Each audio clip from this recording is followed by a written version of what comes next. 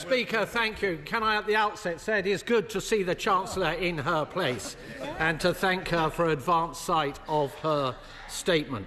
Mr. Speaker, I know that the Chancellor has been away, so let me update her on the mess that she left behind. The pound has hit a 14-month low. Government borrowing costs are at a 27-year high. Growth has been killed stone dead. Inflation is rising, impacting millions. Interest rates are staying higher for longer, and business confidence has fallen through the floor. The party opposite talked down the economy. They crippled businesses with colossal taxes, breaking all their promises. This is a crisis made in Downing Street. And, Mr. Speaker, it should hardly surprise the Chancellor that international markets are uneasy. The UK's long-term borrowing costs have risen to their highest in almost 30 years. But while the government was losing control of the economy, Mr. Speaker, where was the Chancellor? Her trip to China had not even begun when my urgent question was taken in the House last week. She was still in the country, but she sent the Chief Secretary rather than face up to her own failures. So can I ask the Right Honourable Lady why she chose not to respond herself? Mr. Speaker, the Chancellor, of course, ducked the difficult questions by jetting off to Beijing. I believe that in Labour circles they are calling it the Peking duck, Mr. Speaker. Well, whatever was on the menu in China, was it really worth the unedifying sight of an increasingly desperate politician scampering halfway around the world with a begging bowl? Was it really worth it?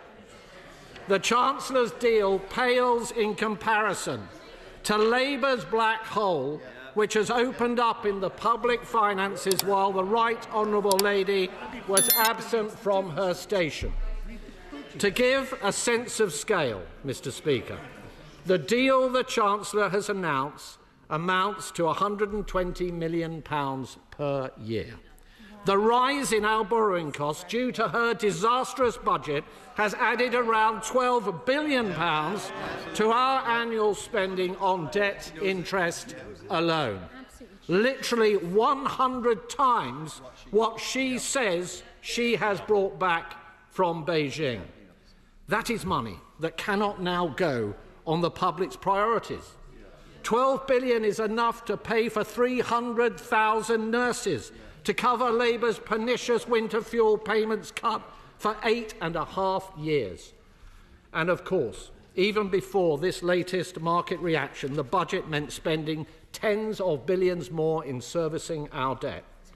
According to the OBR forecast, 2/3 of the money raised from the Chancellor's jobs tax will be swallowed up by additional debt interest. Forget those billions going on better public services. They are going on paying the price of Labour's mismanagement. And we on this side know how this sorry story goes. We have seen it, Mr. Speaker. We have seen it all before. Socialist governments